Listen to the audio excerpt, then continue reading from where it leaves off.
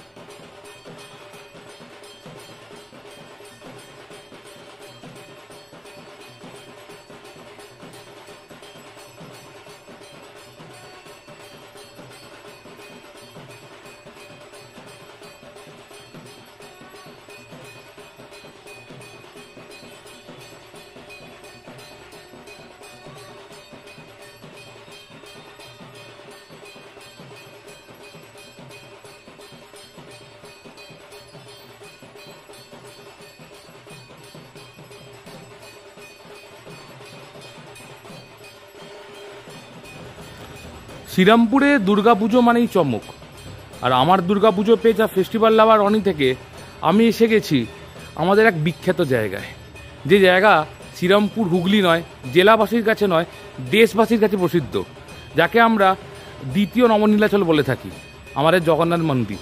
ঠিক জগন্নাথ মন্দিরের সামনে সেই বিখ্যাত পুজো যারা চিরকাল সাবেকিয়ানার সাথে থিমের মেলবন্ধন ঘটিয়েছে, এবারেও তার আলাদা কিছু হয়নি। আমি মণ্ডপটা প্রথমে এসে দেখি খুব অবাক হয়েছি যে এত সুন্দর মণ্ডপ, আসলে জায়গাটা তো খুব ছোট, তার মধ্যেও যদি সুন্দর কাজ ফুটিয়ে তোলা যায়, সেটা এবার 19-এর পল্লী করে দেখিয়েছে। 19-এর পল্লী সদস্যের সাথে কথা বলে নেব। আপনার নামটা যদি একটু বলেন। অমর পণ্ডিত। আমি এসেই দেখতে পেলাম 12 রাশির ছবি এখানে, তো এবারে কি এর সঙ্গে কোনো মিল থাকছে? মিল থাকছে মানে আমাদের থিমটা হচ্ছে সবার মধ্যে আমি আছি, মানে রাশিটা তো সবার মধ্যেই থাকে, সেটাইকে আমরা ফুটিয়ে তুলেছি 12 রাশি, মানে 12 রাশির 12 রূপ এখানে প্রভাব করবে। দ্বিতীয়ত হচ্ছে চোখে যেটা আরও ভালো লাগলো, সাবেকি প্রতিমা। এই যে বাংলার এই সাবেকি ধরনের প্রতিমা আমি দেখেছি জগন্নাথ মন্দিরের সামনে 19-এর পল্লী, চিরকাল প্রতিমাতে কিন্তু নব কিছু আনে না, সাবেকিকেই নতুন রূপে তুলে ধরে, এবং এবারেও তার আলাদা কিছু হয়নি। এই সাবেকি প্রতিমা কোথা থেকে এনেছেন আপনারা? চন্দননগর থেকে এনেছি। আপনারা দেখতে পাচ্ছেন প্রতিমা সুসজ্জিত ডাকের সাজে, এবং মায়ের মুখে হাসি ফুটে রয়েছে। মা এখানে দনুচলনী রূপে সাবেকি রূপেই রয়েছেন। দ্বিতীয় প্রশ্ন, এই যারা সুন্দর মণ্ডপ নির্মাণ কে করেছেন? আমরা নিজেরাই করেছেন। তাহলে একটা জিনিস জানতে পাচ্ছেন যে শ্রীরামপুরে কিন্তু মণ্ডপ শুধু থিম মেকাররা নয়, ক্লাবের পাড়ার ছেলেরা মিলেও করে, এবং এটা কিন্তু আমাদের এখানে ইউনিক। সমস্ত পুজো দেখতে পাবেন, সেটা দুর্গা পুজো হোক, কালী পুজো হোক, সরস্বতী পুজো হোক, সব কিছুই এখানে আপনারা দেখতে পাবেন, এবং খুব সুন্দরভাবে ফুটিয়ে তোলা হয়েছে মণ্ডপটা যদি আপনারা দেখেন। এবং দ্বিতীয় কথা বলি, আপনাদের বলেই দিলাম ফার্স্টে যে এখানে একদম জগন্নাথ মন্দির স্টপেজ, যেখানে দিক দিয়ে আসুন, রিসরা হোক, শ্রীরামপুর হোক, জগন্নাথ বাড়ি, জগন্নাথ ঘাট, যে স্টপেজই বলুন, নেবে কোনো নয় 2 সেকেন্ড হাঁটা পথ। আপনারা প্রত্যেকে আসুন, মণ্ডপ দর্শন করুন, এবং শেষ একটাই প্রশ্ন, এই যে এত সুন্দর প্রতিমা মানুষ কতদিন দেখতে পাবে? আমাদের একাদশী দিন বিসর্জন হয়।